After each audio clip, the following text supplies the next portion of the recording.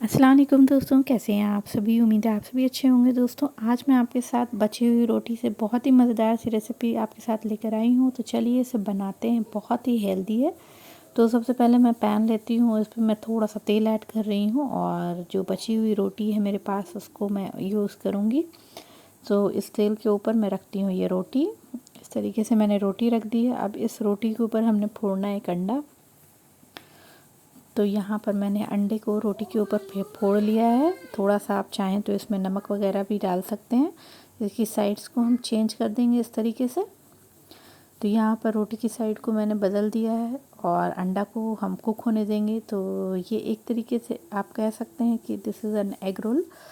तो ये देखिए कि एग रोल का ये सब कुछ तैयार हो चुका है। अब हम इसमें इसकी स्टफिंग डालेंगे। तो जो स्टफिंग मैं ऐड करने वाली हूँ, यहाँ पर नमक मैं ऐड कर रही हूँ, वो बहुत ही हेल्दी है। तो मैं हेल्दी बना रही हूँ इस ब्रेकफास्ट को।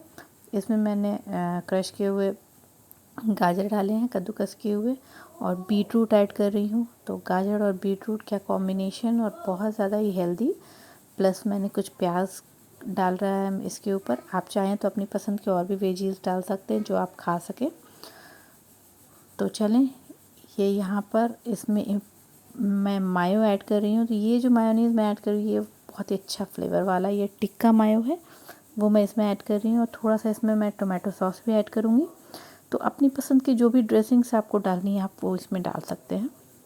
अब इसको फ़ोल्ड कर देंगे। तो चलिए, अभी ये बहुत ज़्यादा ही गर्म है, इसको फ़ोल्ड करने में मुझे पेपर की ज़रूरत पड़ेगी। बिना पेपर के मैं इसे नहीं फ़ोल्ड कर सकती हूँ। तो इसको मैं प्लेट में निकाल लेती हूँ और पेपर की हेल्प से इसको फ़ोल्ड कर लेते हैं।